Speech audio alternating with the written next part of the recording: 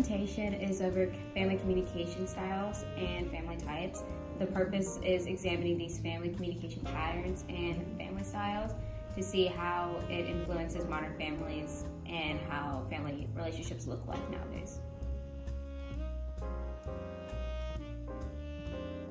Family communication is a theory created by Kroner and Fitzpatrick that explains there are two dimensions to communication between family members, which are conversation and conformity orientation. Conversation orientation is the degree to which family members are encouraged to participate in unrestrained interaction about a wide variety of topics.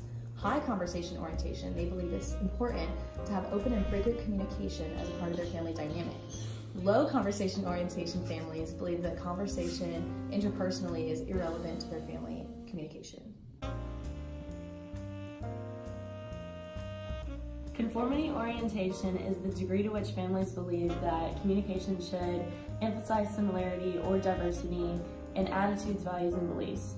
High conformity families use their interactions to highlight and enforce uniformity of thought, whereas low conformity families communicate in ways that encourage individuality and encourage diversity in attitudes and beliefs. Consensual family type is when a family has high conformity and high conversation. So with this, family openly can talk about things. However, overall, the parents want the children to believe exactly what they believe in, and there can be no ifs, ands, or buts around this. So because of this, it makes talking about differences very difficult. And when parents feel that there is a difference, they want to try to resolve the issue as quickly as possible, reassuring that their beliefs will be pushed through in their children. And this can cause intense conflicts.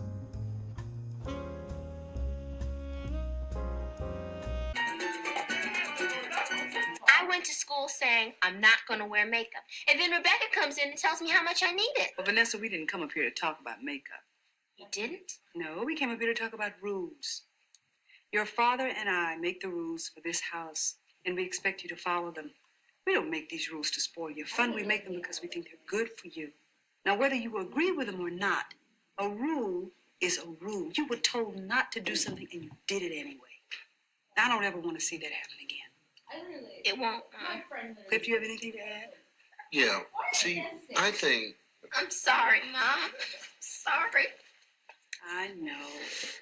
See... And I love you. But you're grounded for a year.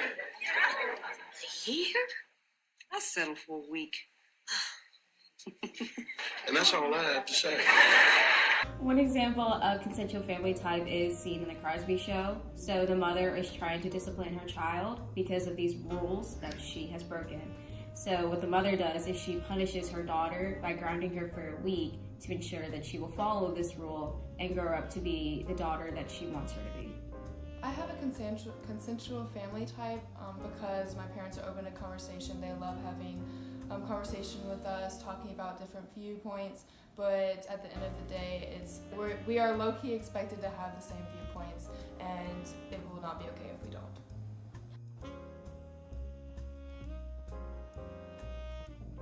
The pluralistic family type is defined by low conformity and high conversation. Families with this relationship often like to talk about their daily issues, and comments made by children and parents are treated both equal and relevant. Conflict comes up in this type of family relationship. They often address it right on the bat, and sometimes even have family meetings or other ways to talk about it efficiently.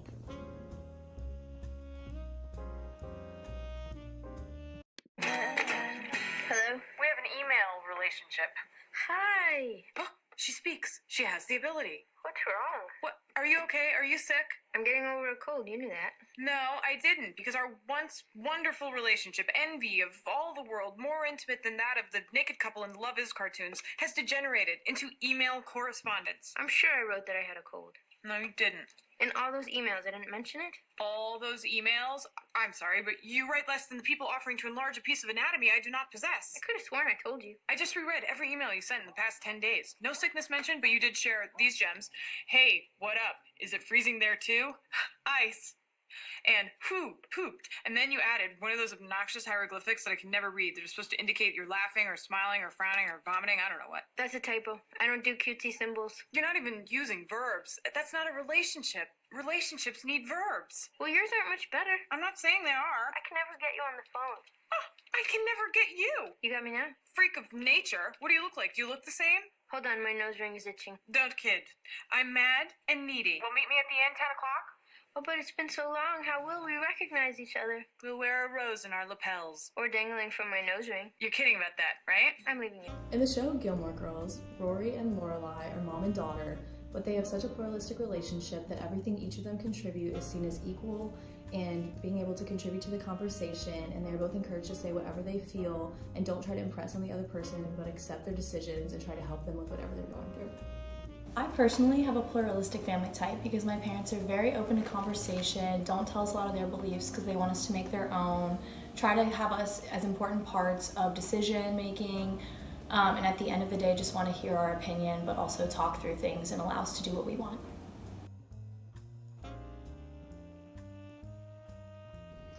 Protective family types have high conformity and low conversation. They're encouraged to conform to their parents' ideals, whether they want to or not. Rare exposure to controversial information within the family is usually how the child is treated. They put little value on the exchange of ideas or development of communication skills, and they avoid conflict because it threatens conformity, and they often lack the skills to deal with conflict constructively.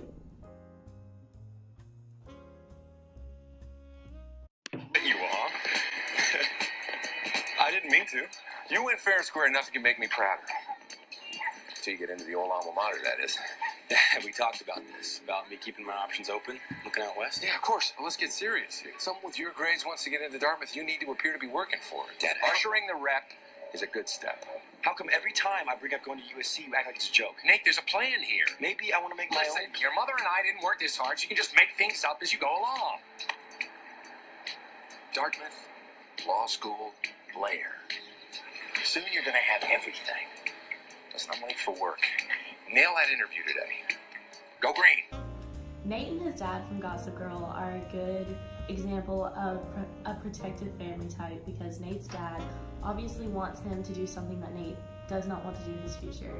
His dad wants him to go to his alma mater, Dartmouth, and marry Blair, but Nate obviously doesn't want to do this and wants to form his own path.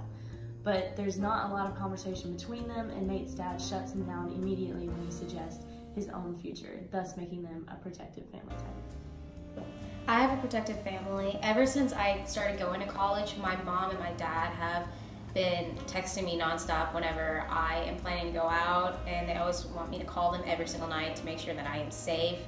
And moreover, they always want me to conform to their beliefs, especially when it comes to politics, even though I don't always agree with them.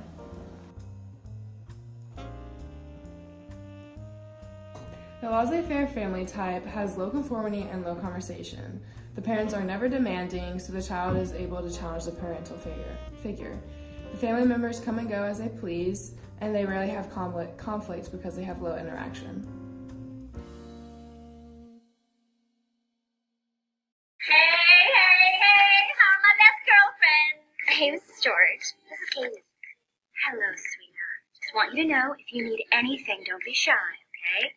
There are no rules in this house. I'm not like a regular mom. I'm a cool mom. Right, Regina? Please stop talking. Okay. I'm gonna make you girls a hump day treat. Hey, you guys. Happy hour is from 4 to 6.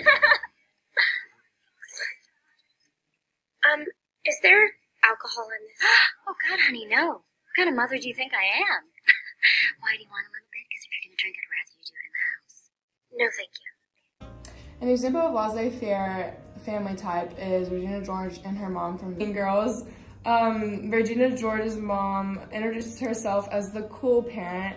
She tries to impress Regina. She doesn't really care if the girls are drinking alcohol or not. They never talk in depth, so Regina George's mom and her don't really know each other very well. That's why they never really get into conflict.